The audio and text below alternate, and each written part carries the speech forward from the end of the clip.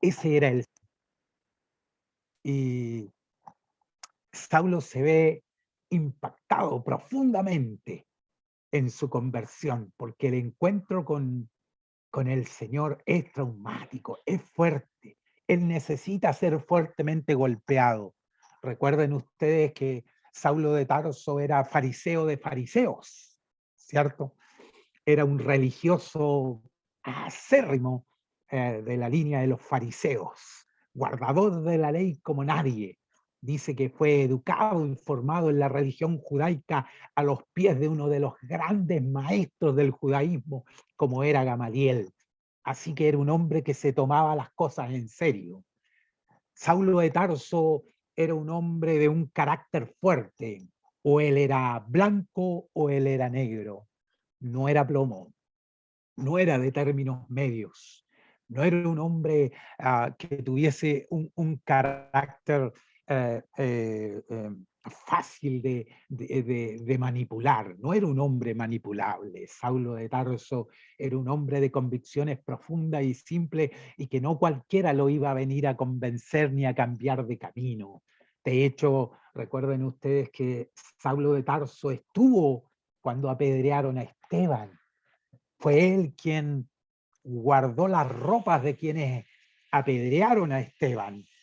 Este Saulo de Tarso escuchó predicar a Esteban, ese gran sermón de Esteban, que lo hace con gran poder, que toma a los judíos, los introduce por las escrituras y los pasea por las escrituras, por el Antiguo Testamento y les muestra a Cristo. Los hace entrar y salir del Antiguo Testamento, mostrándole y confirmándoles que Jesús era el Cristo. Saulo de Tarso escucha a este gran orador, pero Saulo de Tarso en aquel momento no es impactado por el gran orador, no es impactado por la gran prédica de Esteban. Cuida de las ropas y luego se hace enemigo aférrimo de los cristianos. Saulo de Tarso es un hombre de un carácter duro, de un carácter firme, un hombre con convicciones profundas, un hombre que está convencido que lo que está haciendo, lo está haciendo en el nombre de Dios y para Dios. Perseguir a los cristianos, llevarlos presos y llevarlos a la muerte. Era algo que Saulo de Tarso tenía en el corazón como meta, como propósito. Dice el relato que leíamos que eh, este término, esta frase, esta palabra que dice acá en el capítulo 1, cuando dice Saulo respirando, imagínense, respirando, dice amenazas y muerte contra los discípulos del Señor. Respirando, o sea, usted sabe lo que es eso, necesitamos respirar aire para vivir. Parece que Saulo de Tarso necesitaba respirar este odio, este, este celo, este odio contra los cristianos, contra los seguidores del Señor. Era algo con lo cual él se levantaba cada mañana. ¿Cómo se convierte un hombre así? ¿Cómo se convierte un hombre tan anticristiano, un anticristo? Ah, porque de verdad Saulo de Tarso era un anticristo. Era un hombre que estaba contra Cristo y contra sus seguidores. Y no tenía ningún temor, ni tenía ningún miedo a perseguirlos y a meterlos en la cárcel. Sus convicciones religiosas le hacían creer que estaba obrando para Dios. ¿Cómo se detiene un hombre así? En la historia de la iglesia han habido hombres que han perseguido el cristianismo y han sido crueles con los cristianos. En Rusia, en Alemania, en la Alemania nazi, y en otros lugares donde los creyentes, el pueblo musulmán, muchas veces en países musulmanes donde los cristianos son fuertemente perseguidos, en la China comunista, donde los creyentes también son fuertemente perseguidos. Hay hombres, hay soldados, Y hay gobiernos que odian profundamente el cristianismo. Y uno se pregunta cuando ve a estos hombres, ¿se podrán convertirse? Pregunta uno. ¿Podrá ser transformada la vida de alguien que odia el cristianismo, que odia a Dios? Conozco gente que son ateos, que son comunistas, por decir así, del y odian el cristianismo de verdad, odian el cristianismo, odian a los cristianos. Tienen una frase muy fea para referirse a Dios. Y uno les ve y se pregunta, ¿podrán convertirse? ¿Podrá esa gente que está tan lejos del Señor, que tiene tantas raíces de amargura, rencores, resentimientos y odios en el corazón y convicciones religiosas, filosóficas y políticas a veces tan contrarias al Evangelio, convertirse? Pues la conversión de Saulo de Tarso es la evidencia más grande que para Dios no hay nada imposible, queridos hermanos. Cuando pensamos en nuestros seres queridos, en nuestros amigos, vecinos, y les vemos tan lejos de Dios, y les vemos tan poco interesados en las cosas de Dios, nos preguntamos si será posible que ellos lleguen al Señor. Alguna madre cristiana ya suele perder la esperanza que su hijo pueda conocer al Señor porque le ve en los caminos de la violencia o en los caminos de la droga o en otros caminos. Y se pregunta, ¿podrá mi hijo conocer al Señor si está tan lejos de Él? O aquellos que son tan buenas personas. Todos tenemos vecinos alrededor. Yo tengo vecinos que son tan buenas personas, tan buenos esposos, tan buenos papás, tan buenos vecinos, tan buenos trabajadores, por decir así, tienen una vida tan intachable, pero no pueden, entre comillas digo, pero no pueden, pero debido a ello también sienten que no necesitan de Dios, sienten que no necesitan conversión porque sienten que no tienen de qué arrepentirse. Son tan buenos, que sienten que con sus hechos no ofenden a Dios, no lastiman a Dios, así que sienten que de alguna manera, por sus obras, por sus buenos hechos, tienen garantizada su salvación. Y qué equivocados están. Qué difícil es que alguien que odia a Dios, que odia el cristianismo, que odia las escrituras, que rompe Biblias, qué difícil es verlo, ver la posibilidad para nosotros de que se convierta. Qué difícil es ver a alguien que es buena persona, que tiene todas las virtudes que la sociedad pueda aprobar, que pueda llegar a reconocer que a pesar de todo lo bueno que es, necesita de Cristo. ¿Habrá la posibilidad de que conozcan al Señor? Mire a Saulo de Tarso. Religioso como él no había ninguno. Él dice que él era fariseo de fariseos, guardador y celoso de la ley. Estaba tan convencido en su religión, estaba tan convencido de que servía a Dios. Y su carácter era tan fuerte, y su odio contra los cristianos era tan fuerte, que parecía imposible la conversión de Saulo de Tarso. Pero para Dios no hay nada imposible. Y vemos aquí este encuentro de Saulo de Tarso tan traumático, cuando va camino a Damasco. Esa luz resplandeciente que lo bota a tierra es la misma luz resplandeciente que estaba en el monte de la transfiguración. Es la misma luz resplandeciente que vio Isaías en el templo. Es la misma luz resplandeciente que se reflejaba en el rostro de Moisés en el monte Sinaí. era la gloria misma de Dios haciéndose presente. Es la única forma que Saulo de Tarso caiga de su orgullo, sea arrojado a tierra y sea derribado y perder la vista y volverse dependiente. Era lo que necesitaba Saulo de Tarso para poder realmente reconocer al Cristo verdadero, encontrarse frente a frente con Él, encontrarse de golpe con Él, encontrarse en el momento menos esperado con Jesús. Era lo que necesitaba Saulo de Tarso.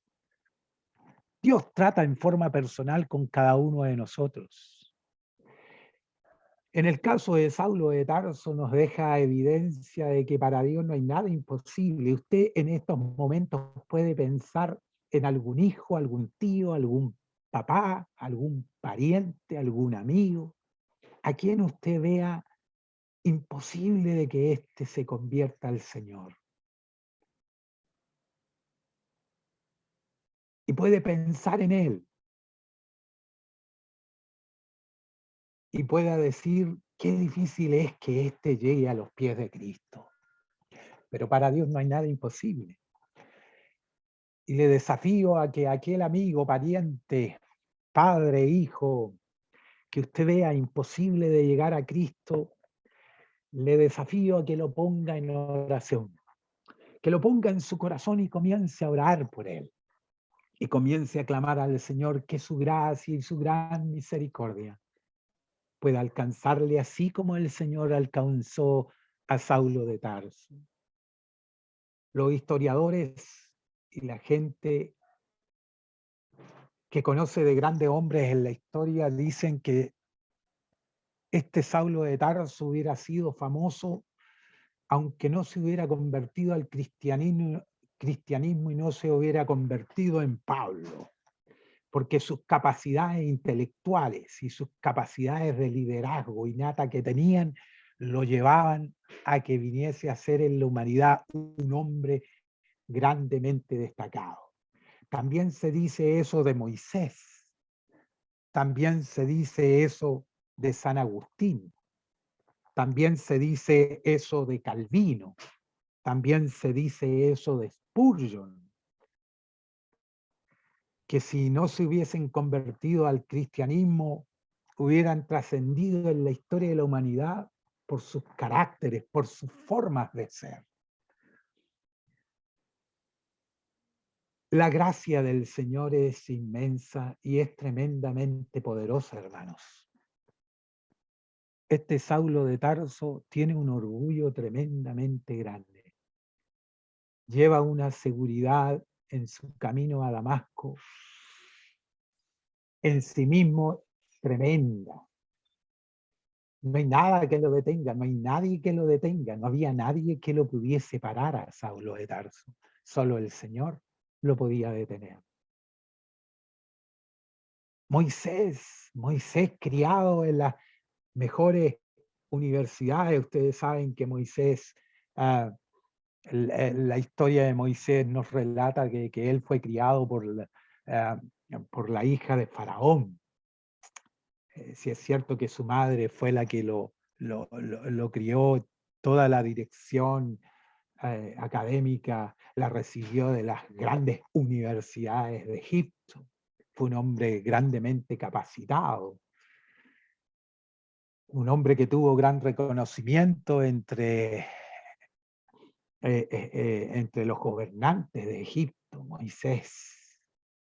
También un hombre que tenía una seguridad tremenda en sí mismo, que cuando llega a entender de que Dios le ha llamado como el libertador, usa su espada, usa sus puños, usa su fuerza para hacer lo que piensa que es lo que Dios quiere que haga y mata al egipcio y al final eso se termina convirtiendo en su camino a Damasco, ¿no? Se termina convirtiendo en lo que lo derriba, en lo que lo desnuda, en lo que lo deja realmente sin ningún mérito, sin ninguna fuerza, es la que lo hace huir temeroso y le hace perder sus capacidades para quedar completamente desarmado.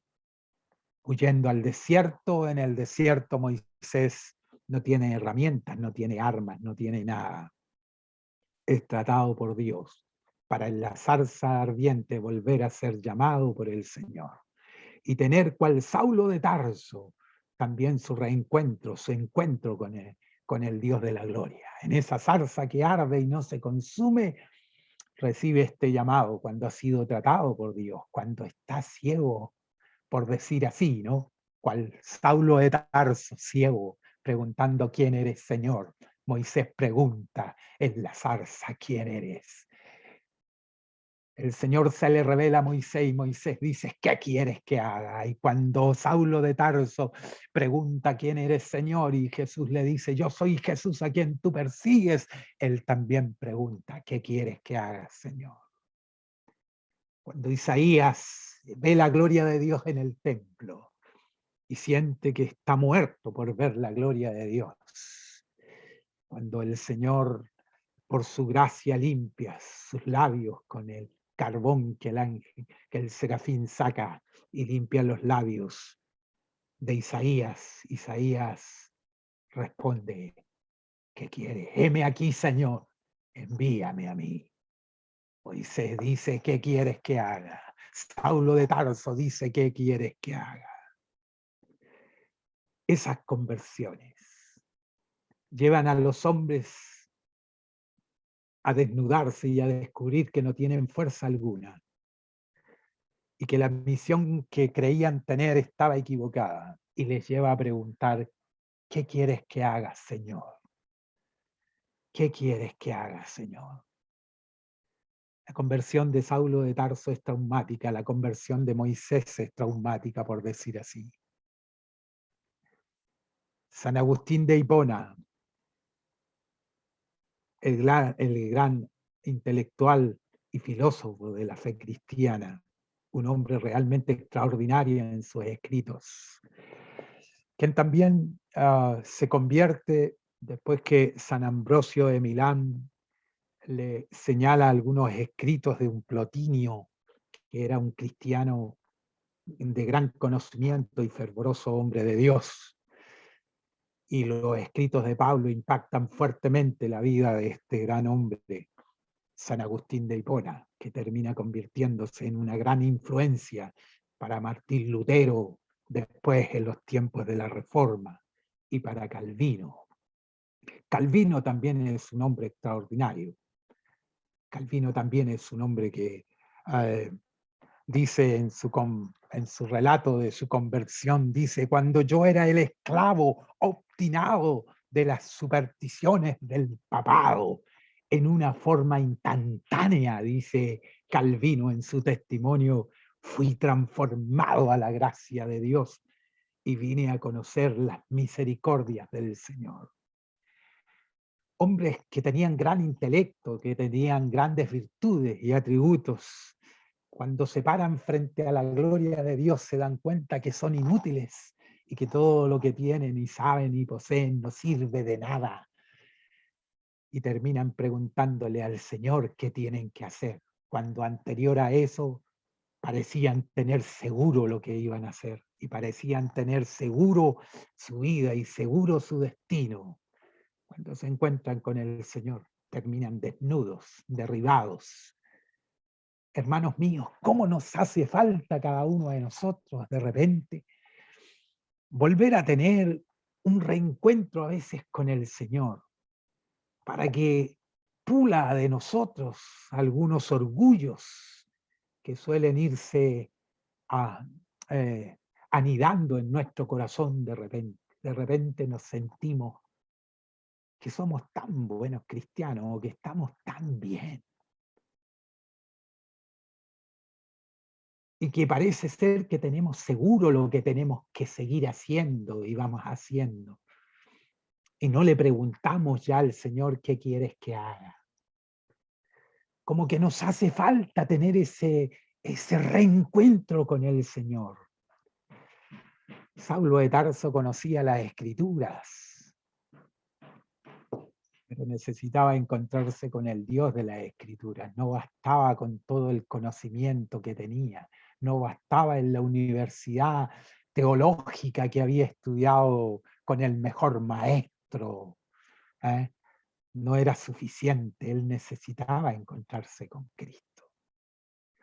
Hermanos, nosotros tal vez en el desarrollo de nuestra vida de fe hemos tenido logros y hemos alcanzado cierto grado de conocimiento en la Escritura, pero creo que cada cierto tiempo nos hace falta encontrarnos con el Jesús que se encontró Saulo de Tarso. Nos hace falta volver a tener esa experiencia de caer de rodillas delante del Señor y sentir, hermanos míos, que estamos desnudos y que en nosotros no hay nada que pueda servir para mostrar la gloria de Dios. Saulo de Tarso va con sus documentación firmada del sumo sacerdote, va con todos los galardones y todos los timbres necesarios para ejecutar lo que él cree es la voluntad del Señor, la voluntad de Dios. Pero no le sirvieron de nada las cartas. Me pregunto yo, ¿qué fue de aquellos escritos que llevaba Saulo de Tarso en su bolsito? ¿Qué pasó con esas cartas que traía del sumo sacerdote y de los líderes religiosos para apresar a los creyentes? Me pregunto qué las hizo. Después cuando estuvo ahí en la casa de Simón, después que Ananías pusiera sus manos sobre él y recobrara la vista. Me pregunto, ¿abriría su bolsito Saulo de Tarso? ¿Tomaría aquellas cartas? ¿Lloraría, derramaría lágrimas sobre ellas, viendo el error garrafal que iba a cometer, viendo el daño tremendo que estaba haciendo a, a la obra de Dios, pensando que estaba en favor de ella?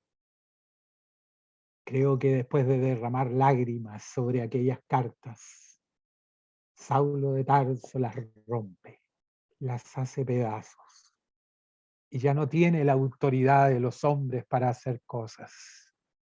Ahora, lleno del Espíritu Santo, tiene la autoridad de Dios para anunciar a Cristo. Y no pierde tiempo. Se queda con los discípulos de Damasco y se pone a predicar en Damasco. Yo creo que los creyentes, cuando sabían que era Saulo, arrancaban y no escuchaban sus prédicas al principio, ¿no? Pensaban que tal vez estaba fingiendo y se había camuflado entre ellos para ver la forma de atraparlos. La desconfianza de la iglesia de ver a este perseguidor convertido debe haber estado ahí presente, ¿no? Hermanos míos, ¿qué vivió Saulo en su corazón? Me pregunto qué pasó por su corazón y su mente esos 3 días que estuvo ciego. Esos 3 días que estuvo ciego y que estuvo en la casa de Simón. ¿Qué pasaría por su mente toda su vida?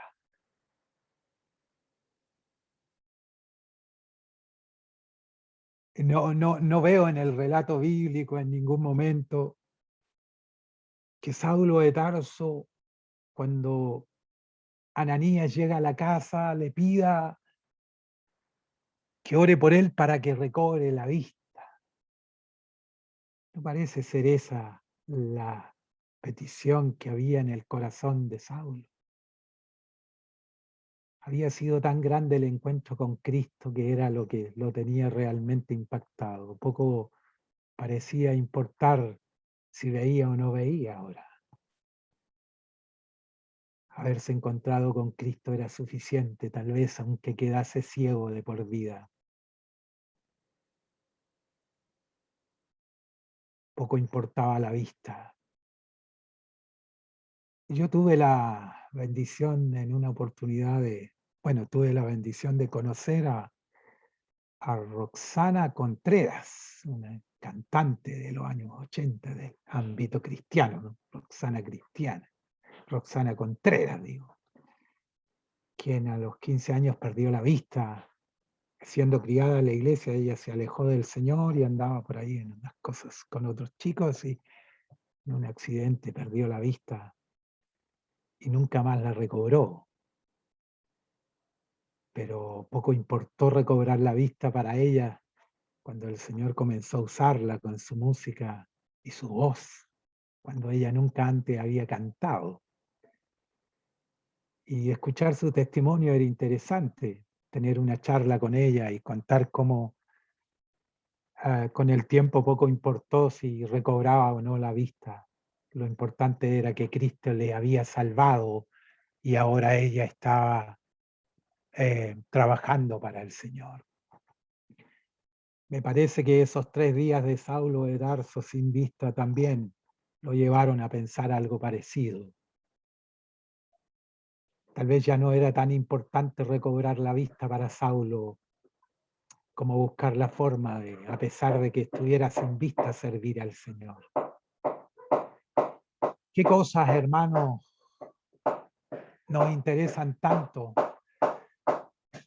¿Qué cosas tal vez perdamos y que lleguemos a entender si tenemos este encuentro con el Señor, este reencuentro con el Señor, que digamos, ¿qué importa si ya no tengo el auto que tenía? ¿Qué importa si ya perdí el negocio que tenía? ¿Qué importa si el Señor se ha revelado a mi corazón una vez más? ¿Qué importa lo que perdamos si el Señor va a estar con nosotros de aquí en adelante y el Señor va a obrar en nuestras vidas y su gloria se va a ver reflejada a través de nuestras vidas? ¿Qué importa lo que perdamos? Tal vez Saulo de Tarso pensaba ese tiempo. ¿Qué importa si no vuelvo a ver? Si ya había Cristo. Si ya había Cristo, ¿qué importa? Si ya he entendido el propósito de Dios, ¿qué importa volver a ver? Aún así Dios le ha dicho que vendrá Ananías y pondrá sus manos sobre él y orará por él. Ananías llega ahora por él, caen como escamas de sus ojos y Saulo recobra la vista. Pero no es lo más importante para Saulo recobrar la vista, es que se ha encontrado con Cristo, es que se ha encontrado con el Señor, es que se ha dado cuenta que iba en un camino equivocado y que ahora por fin irá en el camino correcto. Y como Saulo es de aquellos, como decía al principio, que no es o es blanco o es negro, no es de término medio, podemos ver a través de sus cartas y a través de su testimonio de que Pablo fue un hombre decidido. Así como era el Saulo decidido, así el Pablo fue decidido. Ayúdenos el Señor, queridos hermanos. Que el testimonio de Saulo de Tarso convertido en Pablo conmueva y mueva también nuestros corazones y nos lleve tremendamente a hacer un análisis de nuestra vida, de nuestro servicio al Señor y de nuestra entrega al Señor. Si necesitamos tener ese reencuentro con el Señor, busquémoslo, encerrémonos en nuestra habitación, doblemos nuestras rodillas y digámosle al Señor que su gloria vuelva a resplandecer en nuestro corazón y volvamos a recuperar la fuerza y la gracia y el amor por la obra del Señor y por los que se pierden. Dios bendiga la vida de cada uno, hermano mío. Dios bendiga la vida de cada uno de nosotros. Estamos viviendo tiempos bien especiales donde de verdad que hacen falta que se levanten hombres como Pablo, como San Agustín, como Calvino, como Spurgeon, como Moisés, decididos, valientes, dependientes completamente del Señor. hombres que tengan un encuentro traumático con el Señor, traumático de verdad, que cause conmoción en nuestro corazón. No simplemente un encuentro emocional, sino un encuentro realmente traumático, que cambie nuestras vidas de verdad. Que el Señor nos ayude, que el Señor nos bendiga. Congregación cristiana y sublime gracia, que el Señor sea glorificado a través de nuestras vidas, que la gloria del Señor se vea a través de nuestras iglesias, querido, de nuestras congregaciones. Hemos nacido para este tiempo como congregaciones. Este es el tiempo que Dios nos permitió ser iglesia. Este es el tiempo en que podemos marcar diferencia. Este es el tiempo en que podemos realmente dejar que el brillo de la gracia, de la gloria de Dios se vea reflejado a través de nuestras vidas. Pablo, como bien lo dijera él, ya no vivo yo, mas Cristo vive en mí. Ya no vivo yo, mas Cristo vive en mí. Estos hombres no brillaron, no fueron seres de luz, no brillaron con luces propias. Estos hombres brillaron con la luz de Cristo, con la luz del Señor. Y en sus vidas se vio reflejado la gloria y la gracia del Señor. Las gentes conocieron al Señor en sus vidas, no les conocieron a ellos, conocieron al Señor. Encerrémonos en nuestra habitación y démonos un tiempo a solas con Dios para poder volver a tener ese reencuentro con nuestro Señor, que sea traumático en nuestras vidas y cambie profundamente nuestro ser para la gloria del Señor. Incline su rostro, oramos al Señor. Buen Dios, en el nombre de Jesús te damos gracias. Este hecho de la conversión de Saulo sucedió hace tantos años atrás y se ha venido repitiendo en la vida de muchos hombres en la historia de la humanidad. ¿Cuántos hombres, Señor, que se veían tan lejos de ti, de quienes, Señor, se decía que era imposible que se convirtieran a ti, terminaron siendo grandes hombres de Dios y mujeres de Dios, que anunciaron tu palabra y que dieron su vida por ti, que dieron a conocer tu gloria, Señor. Señor, ayúdanos para que volvamos a tener ese reencuentro personal contigo que encienda nuestros corazones, para que tu gloria se vea, para que te conozcan a ti, Señor, para que podamos darte a conocer, Señor, fidedignamente conforme a las Escrituras y no conforme a nuestras propias ideas y filosofías. Señor, ¿habrá entre nosotros algún Pablo, algún San Agustín? ¿Habrá entre nosotros, Señor, alguno de esos hombres o mujeres de Dios que nacerán para su tiempo, para cambiar su tiempo, para hacer que la gloria tuya se dé a conocer, Señor, en este tiempo? Ayúdanos, oh Señor, bendícenos, te lo ruego. Y que siempre procuremos, Señor, renovar nuestra comunión contigo, renovar nuestro encuentro contigo, revisar en nuestro corazón, Señor, lo que hay. Gracias, Dios. Bendice, Señor, a Congregación Cristiana. Bendice, Señor, a Sublime Gracia. Y bendice a todo aquel, Señor, que escuche esta tu palabra. En el nombre de Jesús. Amén.